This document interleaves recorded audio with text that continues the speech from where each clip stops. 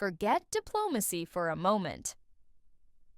Today at Davos, in front of the world's most powerful leaders, Mark Carney did what few would dare.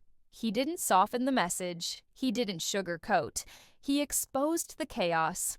Donald Trump's approach is creating, not with insults, but with facts. Carney explained how tariffs, threats, and pressure aren't just tactics. They're actively destabilizing the global system. This was a warning, not a performance. The era of staying silent, hoping others will back down, is over. Trump believes power comes from pressure. Carney dismantled that assumption. What looks like strength is actually instability. Weaponizing trade destroys trust, and once trust disappears, the system fractures. He made it clear, tolerating this behavior to avoid conflict leads to permanent damage. What you're about to hear is not political theater. It's a bold statement that leadership requires stability, not coercion. Key points need to focus on. 1. Carney spoke directly at Davos, targeting Trump's global strategy. 2. Tariffs, threats, and pressure are destabilizing tools. 3. Silence by other countries enables Trump's playbook. 4. Weaponizing trade destroys trust and fractures systems. 5. This is a warning, not a performance. Let me be direct. We are in the midst of a rupture, not a transition. Over the past 2 decades, a series of crises in finance, health, energy, and geopolitics have laid bare the risks of extreme global integration. But more recently, great powers have begun using economic integration as weapons. Tariffs as leverage, financial infrastructure as coercion, supply chains as vulnerabilities to be exploited. Carney is drawing a line between the past and the present. For years, countries relied on integration, cheap supply chains, and trust in global rules. Today, those rules are being turned into weapons. Tariffs are leverage. Financial networks are pressure points. Supply chains are vulnerabilities. In the next section, Carney explains why nations are moving towards strategic autonomy. Survival is now more important than efficiency. Countries must secure food, energy, critical minerals, and financial stability to maintain sovereignty. This is about resilience, not isolation. Ignoring these changes is no longer an option. Key points need to focus on. 1. Global integration is now a tool for coercion. 2. Strategic autonomy becomes essential for survival. 3. Countries must secure resources and finance to stay sovereign. 4. Resilience is the baseline, not a choice. As a result, many countries are drawing the same conclusions, that they must develop greater strategic autonomy in energy, food, critical minerals, in finance, and supply chains. And this impulse is understandable. A country that can't feed itself, fuel itself, or defend itself has few options. When the rules no longer protect you, you must protect yourself. Now, the speech moves from analysis to accountability. Leaders have long tolerated rule bending in silence, but Trump's strategy depends on that silence. Pressure only works if no one resists. Carney signals that Canada is done pretending tariffs, threats, and economic intimidation are normal. Taking the sign out of the window means Canada will no longer comply to avoid trouble. What you're about to hear is Canada making a firm statement, words backed by intent. Key points need to focus on. 1. Silence has enabled pressure tactics. 2. Canada is refusing to normalize intimidation. 3. Taking the sign out of the window. Canada no longer complies silently. 4. The message combines words and intent. Canadians remain committed to sustainability. We are a stable and reliable partner in a world that is anything but. A partner that builds and values relationships for the long term. And we have something else. We have a recognition of what's happening and a determination to act accordingly. We understand that this rupture calls for more than adaptation. It calls for honesty about the world as it is. We are taking the sign out of the window. Carney now shifts from identifying the problem to explaining how Canada is responding. The old global order isn't coming back, and nostalgia won't solve anything. Instead, Canada sees opportunity in the rupture. Over the past months, the country has actively expanded its influence through trade and security agreements on multiple continents, demonstrating that it's not waiting for others to act. These deals aren't symbolic. They are deliberate steps to strengthen Canada's position, reduce vulnerability, and ensure influence in a fractured world. Carney emphasizes that Canada is building a flexible, strategic presence, capable of acting decisively when global systems are tested.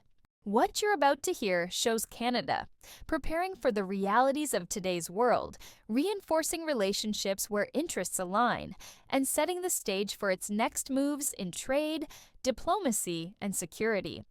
We know the old order is not coming back. We shouldn't mourn it. Nostalgia is not a strategy.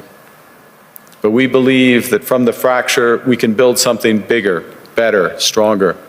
We have signed 12 other trade and security deals on 4 continents in 6 months. The past few days, we've concluded new strategic partnerships with China and Qatar. After laying out the fracture in the global system, Carney now shifts to Canada's concrete response. The country isn't waiting for the old order to magically return.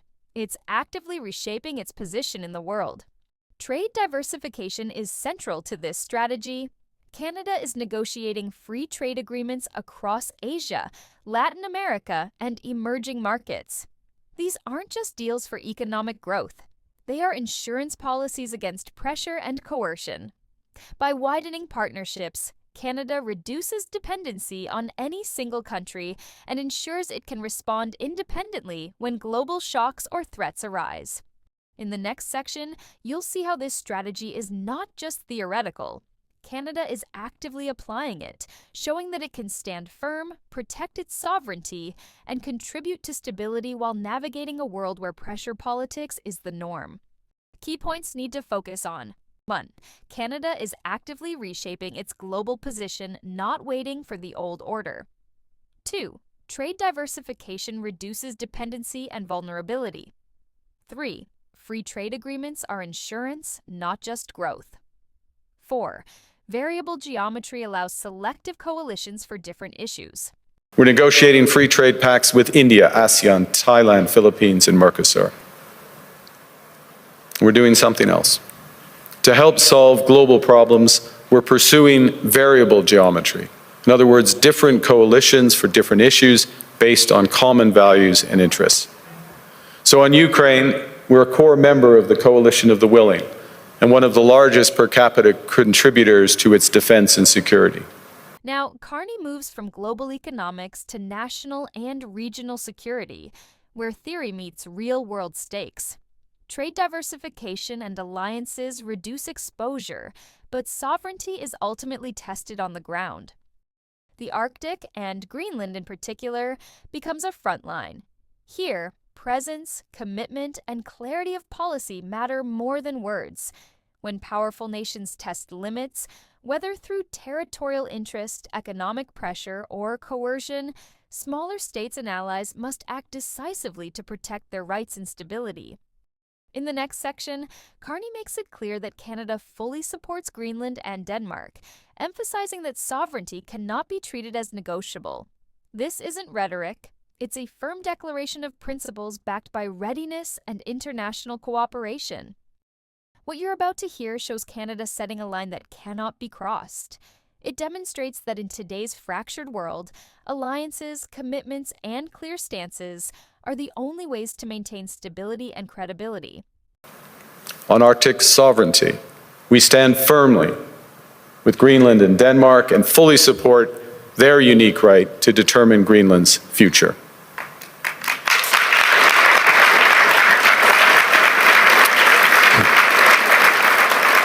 The speech now addresses a question many in the room were silently asking.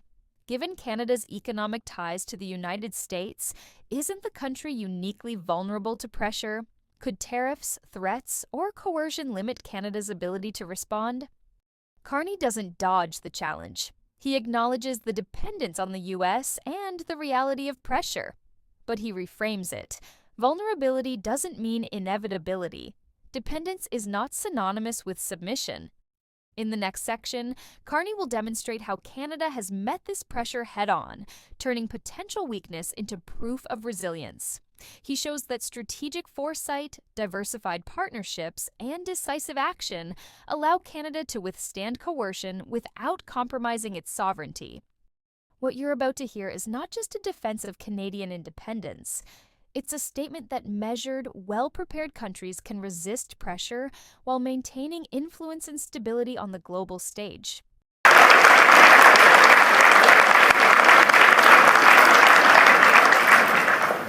Well, thank you, Prime Minister. I don't think I've seen many standing ovations at Davos, so that was interesting.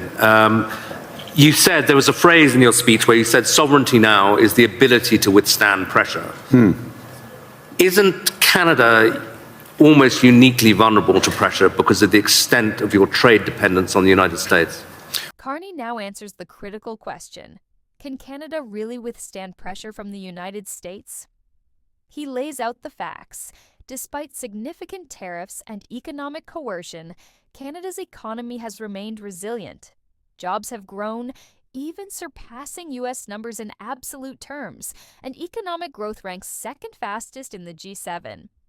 This proves a larger point. Pressure does not automatically force compliance. Dependence may create risk, but it does not erase sovereignty or the ability to act strategically. In the next section, Carney will widen the lens, showing that Trump's approach isn't just an economic challenge, it threatens alliances and global stability. The Arctic, NATO, and security commitments are all being tested, and Canada is prepared to respond decisively. What you're about to hear is a demonstration of resilience in action, showing that measured planning, strategic partnerships, and confidence can withstand the most intense external pressure. The proof is that we have been able to withstand the pressure, and there has been considerable pressure.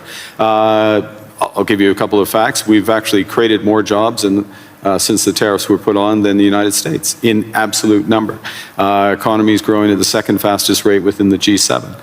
Carney now expands the focus from Canada's economic resilience to the broader implications for global security and alliances. The question is clear.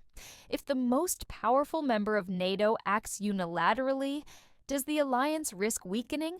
Hesitation in critical regions like the Arctic can invite escalation.